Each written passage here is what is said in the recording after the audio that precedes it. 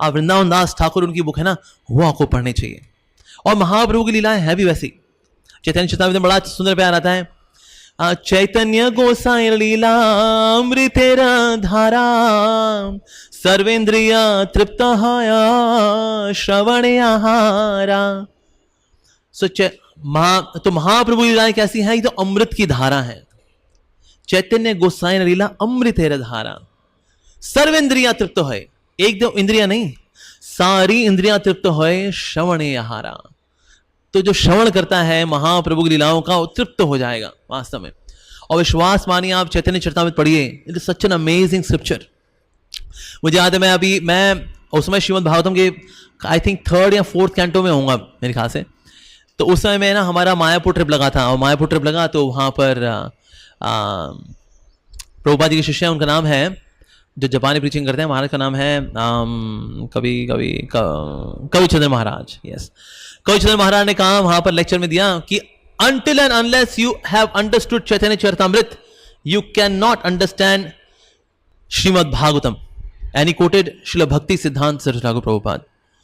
मैंने कहा यार, यानी कि अभी तो मैं 3rd 4th कैंटो पे हूं अभी तो, यानी कि ये तो सारी मेहनत बेकार जाने वाली है। तो 12 कैंटो तक तो पहुंचेंगे, क्योंकि जब तक चैतन्य चरितामृत नहीं पढ़ा तब तक श्रीमद् भागवतम समझ में आना ही नहीं है।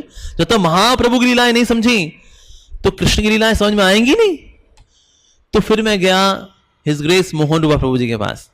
मैंने कहा प्रभु जी, आई तो मैं ना हूं, तो मैं 4th कैंटो पे हूं, 3rd कैंटो पे हूं, लेकिन ना अभी ये महाराज की स्टेटमेंट सुनने के बाद ना मेरे अंदर ना बहुत तीव्र इच्छा हो गई कि ना मेरे को चैतन्य चरितामृत पढ़ना चाहिए।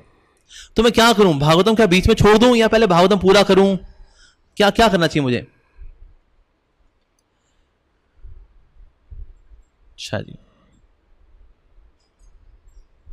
ठीक है, ठीक, खुशनुमाती कर देंगे जी इसको। यस। सो प्रभु जी ने बोला, देखो अमोघ लीला, आत्मा के अंदर कभी कभी तो ये स्पिरिचुअल डिजायर्स आती हैं, अदरवाइज कैसी कैसी डिजायर आती हो तो बताने में शर्म आ जाए हम लोगों को, है ना। लेकिन कभी कभी ये विरला कोई समय आता है जब आत्मा के मन में, आत्मा के अंदर जो है ये आध्यात्मिक इच्छाएं आती हैं, इनको दबाना नहीं चाहिए। तो इसलिए अभी तुम जिस भी कैंटो पे हो, मान लो से 4th कैंटो पे, उसको पूरा कर लो। 12th कैंटो तक वेट करने की जरूरत नहीं है।